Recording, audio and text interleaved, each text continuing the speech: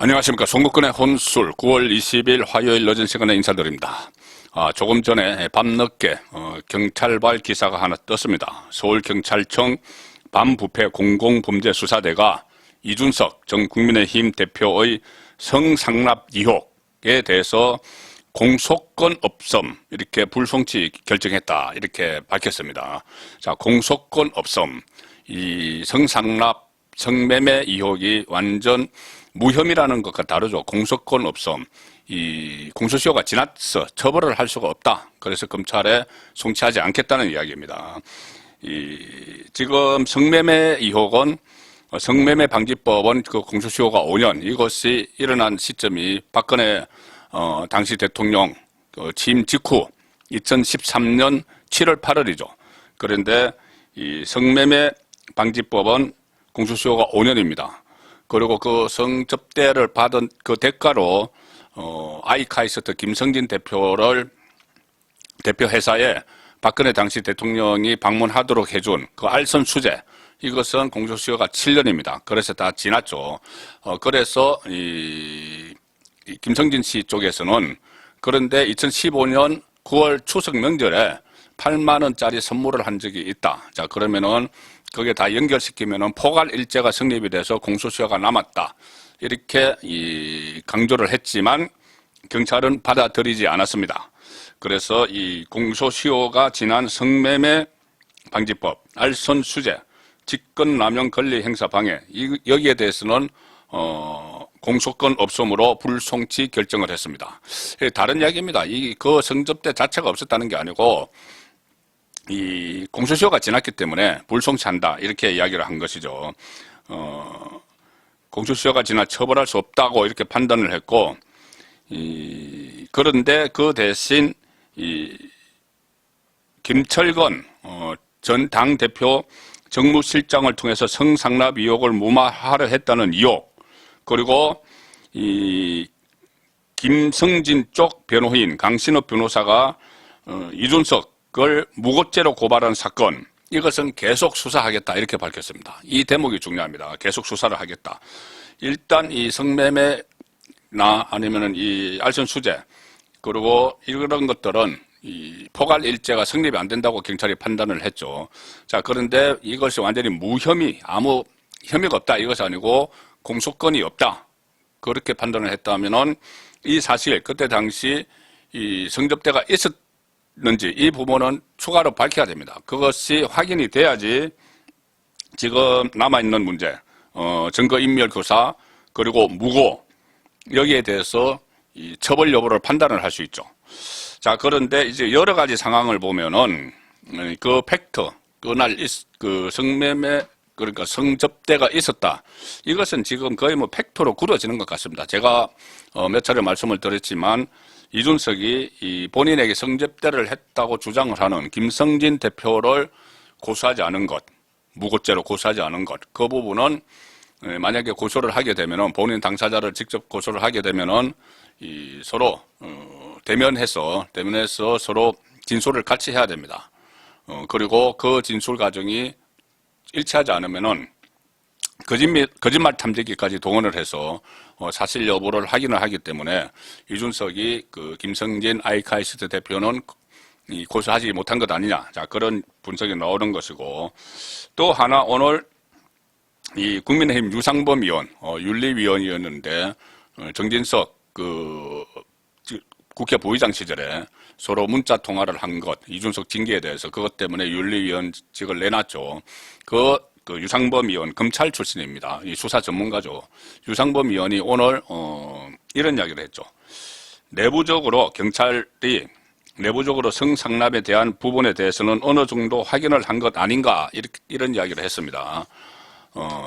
라디오에 나와서 이야기를 했는데 특히 이 무고, 제가 말씀드린 대로 무고죄가 기소되기 위해서는 성상납 부분에 대한 확인이 있어야만 가능하다. 이렇게 이야기를 하면서 경찰이 어느 정도 그 팩트를 확인한 것 같아. 자, 본인도 검사 출신이지만은 경찰이나 검찰에서 사회의 그 중요한 위치에 있는 사람들을 불러서 조사할 때 범죄 혐의가 입증되지 않을 때는 잘 부르지 않는다. 본인이 전문가로서 판단을 해본다면 그 부분에 대한, 그러니까 성접대에 대한 어느 정도 입증이 돼 있지 않나 이렇게 판단을 한다. 그리고 이 문제는 28일 그 윤리위 전체 회의와도 연결된다.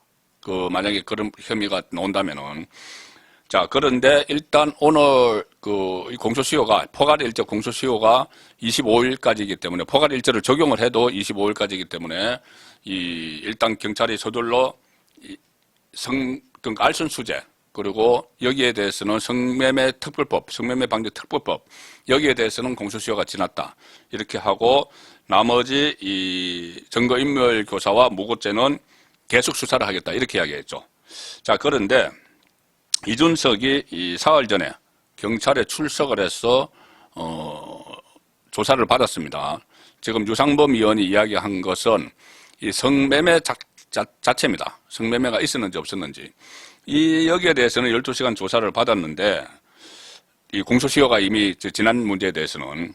그런데 유상범 의원도 이런 소문이 있다고 이야기를 했지만, 지금 놔두는 이야기가 아직 시효가 넉넉하게 남은 두 가지, 무고 혐의 그리고 증거인멸 교사, 이것은 피고발 사건인데, 고발된 사건인데, 이 사건에 대해서는 출석을 거부를 하고 있다. 경찰 출석을 거부를 하고 있다. 그런 이야기가 지금 나오고 있습니다. 그러니 공소시효가 지난 거는 가서 다 이야기를 했지만, 이 무고와 증거인멸 교사, 여기에 대해서는 이 조사는 응하지 않고 있다는 것이죠. 자, 그래서 지금 남아있는 핵심은 무고로 기소가 되기 위해서는 성상납이 있었는지 그 팩트 확인이 먼저 선행이 돼야 됩니다.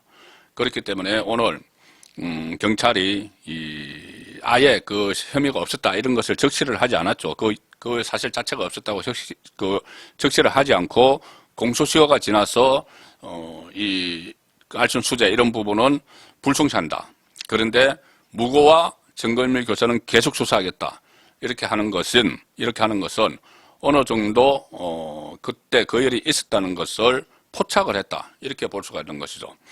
그리고 지금 이 정가 주변이나 법조계 주변에 놔두는 이야기들을 종합을 하면은, 차마 확인되지 않아서 직접 말씀은 못 드리지만, 그때 8월, 7월, 2013년 7월, 8월 그 시점에 유성에서 있었던, 대전 옆에 유성에서 있었던 술을 접대를 하고, 박근혜 당시 대통령 시계를 주고, 또 무슨 여러 가지, 말씀드리기도 민망한 그런 정황들이 쭉 진술을 했죠. 진술을 했는데, 그것보다 지금 알려진 것보다 더 구체적인 정황, 그 당시의 주변 모습들, 또 상대방 여성의 어떤 인상착의들, 인적 사항들, 이런 것까지 전부 다 확인이 됐다, 이런 말도 나오고 있습니다. 나오고 있기 때문에 만약에 이것이 사실일 경우에, 지금은 아직은 경찰에서 발표를 한 것은 아닙니다. 그런 진술이 있었다. 그리고 경찰이 어느 정도 물증을 확보를 한 것 같아. 이 정도 이야기가 나오고 있죠.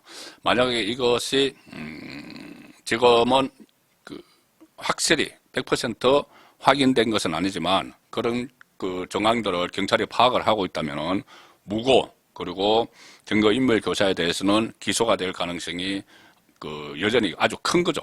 자, 기소가 되면은 이준석 파동도 어느 정도 일단락될 텐데, 또 징계위원회, 국민의힘 징계위원회가, 윤리위원회가 지금 추가 징계를 하기로 결론을 냈기 때문에, 어쨌든 이준석의 운명은 9월달에 결정이 됩니다.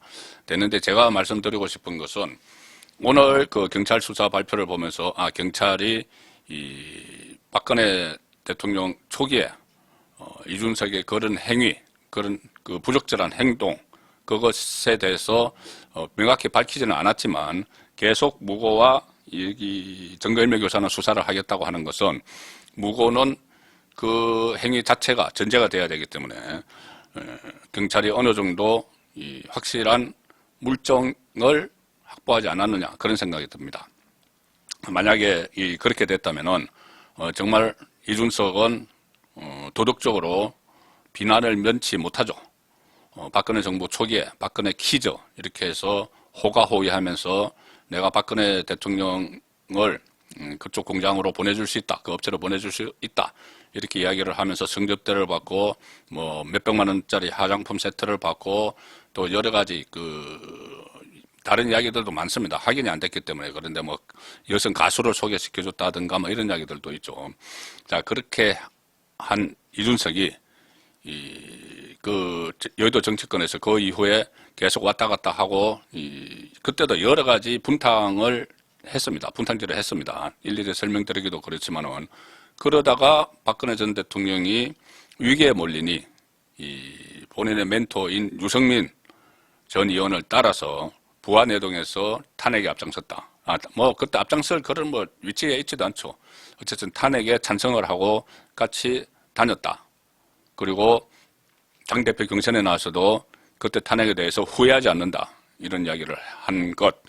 그리고 그때 박근혜 전 대통령 탄핵이 결국은 부패였는데 본인이 박근혜 대통령 시절에 초기에 호가호위하면서 정말 부패를 저질러 놓고 그 부패가 있다고 박근혜 정부를 탄핵을 한 그런 인물이 되는 것이죠.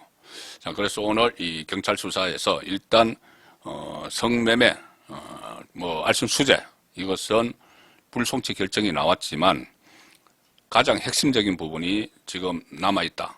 무고죄. 그 무고죄는 그 행위가 있었는지를 분명히 가려야 되기 때문에 그 부분에 이준석의 또 사법적인 운명이 달린 것 같습니다. 송국근의 혼술이었습니다.